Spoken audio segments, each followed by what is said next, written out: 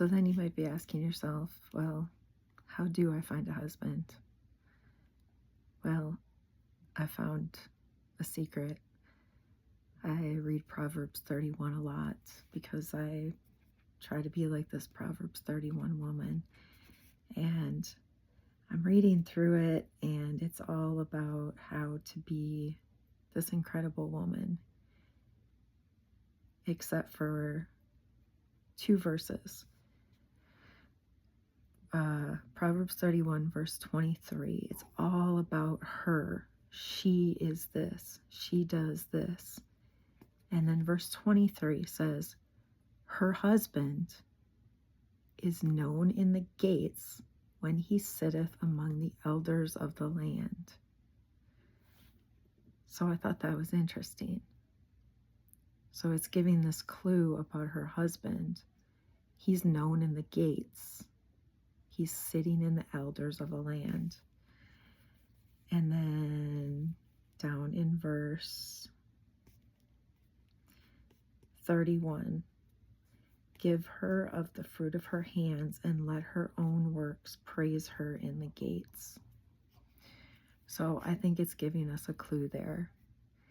It's saying, basically, if you want a husband, your husband is already going to be known among the elders, I think, in the church. So I think what this means is do all of these things. Be this kind of woman. Be living your life. Be taking care of the needy. Be doing all of these things. Be working on yourself. Be connected to your church. And find the elders in the church. And it's actually the job of the elders in the church to find you your husband. Because they're the ones that are going to be watching for you. And your husband is going to be either sitting among the elders in the church, or the elders in the church are going to be watching and pointing it out to whoever your husband is. So you're not going to have to, as long as you are doing what you're supposed to be doing, they're going to be pointing you out. It's their job to matchmake. It's your job to be doing what you're supposed to be doing as a woman. And then in Matthew 6, 33 and 34, I think Jesus is really, really clear. But seek ye first the kingdom of God and his righteousness, and all these things shall be added unto you. Take therefore no thought for the morrow shall take thought for the things of itself. Sufficient unto the day is the evil thereof.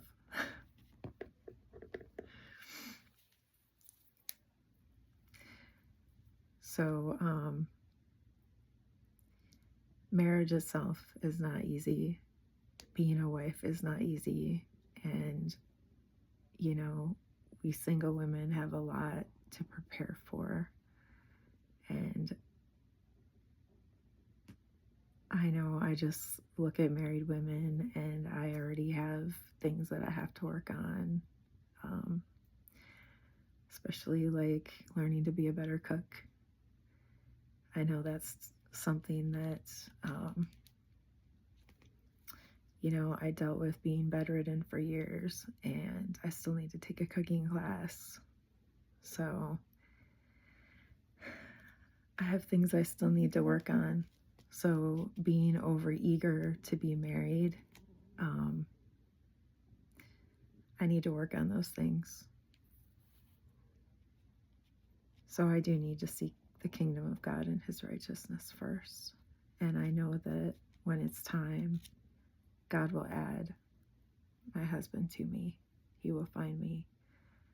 But trying to rush God's timing and make things too fast, that's not what a divine helper does.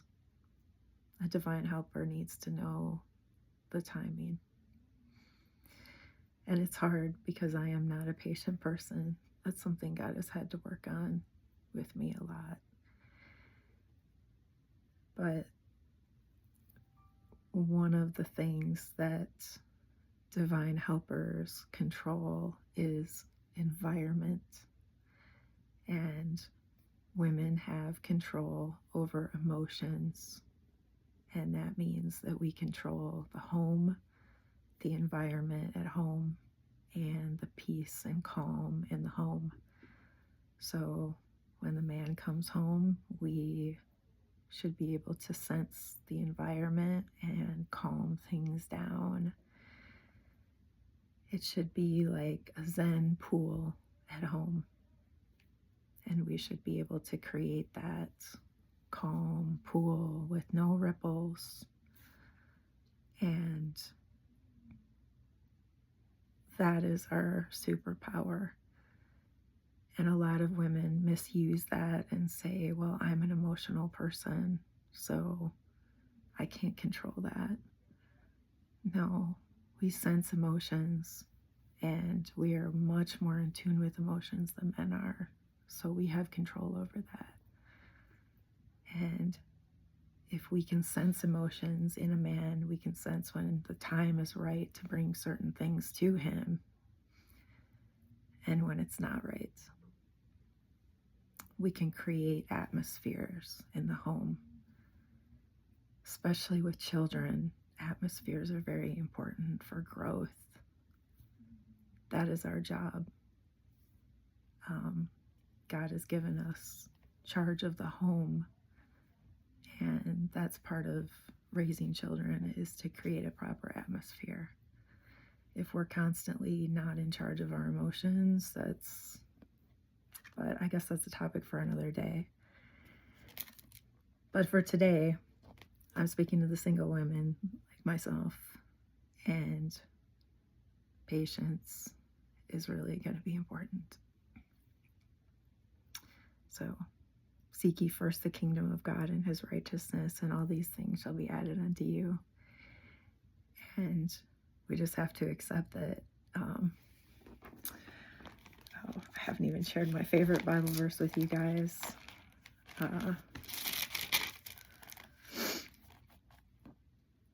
Isaiah 54:5, for thy maker is thine husband. The Lord of hosts is his name, and thy Redeemer, the Holy One of Israel, the God of the whole earth shall he be called. For the Lord hath called thee as a woman forsaken and grieved in spirit, and a wife of youth, when thou was refused, saith thy God. For a small moment hath I forsaken thee, but with great mercies will I gather thee. So if you feel like you're alone and isolated right now, just remember you are not. God is your husband, and the only one who can replace your husband is the one that God has appointed to replace him. So don't let anybody step in that is not the right one.